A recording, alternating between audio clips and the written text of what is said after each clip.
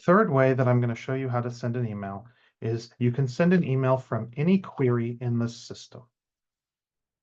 So I can select send middle school, and I can go here and I can go to alumni/former students. Okay, so I have a list of all of the former students in our school or alumni.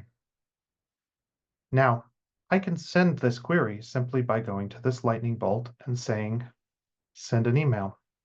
I give it a general student or athletics. Note that I have 2,890 recipients. This will send to all of those people.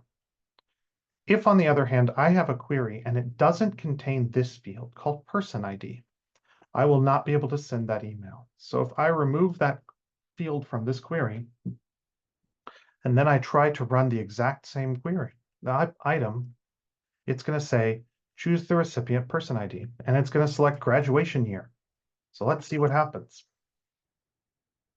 It still has 2,890 recipients, but it's not going to work. And I'm going to show you why it doesn't work in just a second. I select new email, and I give it a subject.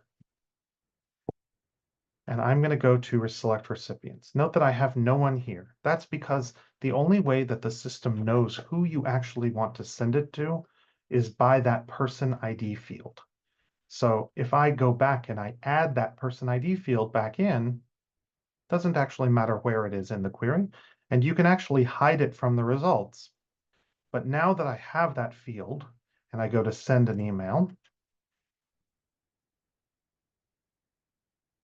now, when it goes to prepare my recipients and I select the recipients at the top, I will see a list of all of those people. So if I go to select recipients, I now see these people and I have the ability to offer their parents and guardians as well for those who are here. You can also customize your emails by mail merging in additional fields. So if I have a query that has been designed and saved, I can use the fields in that query to include in my query. So I'm going to go to send an email here, and I'm going to go to alumni news. And instead of selecting default, I'm going to select query results. What this will do is this will allow all of these query fields that are in that query to be used in the mail merge. So now I go to Launch Composer and I say new email. I say, hello, alumni. I can now insert text into this, and note that on my available merge fields, I now have these query fields down below. So I can say graduation year. Here, VC : first name. We are so proud that you graduated from AJA in, and then again, I do VC : graduation year.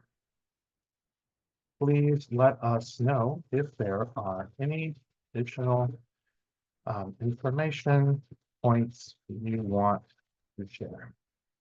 I click done, wait until this has finished saving. Now, if I go to preview and test, I'm going to see Zoe Aaron. We are so proud that you graduated from AJA in 2010. I can send this as a test. I could also go back and say, I want to send to their parents instead. However, in this case, because of who I want this email to go to, I don't want to select that. And then I go to confirm and send, and all of these options are exactly the same. So this is the third way to send, which is being able to send from any query within Veracross.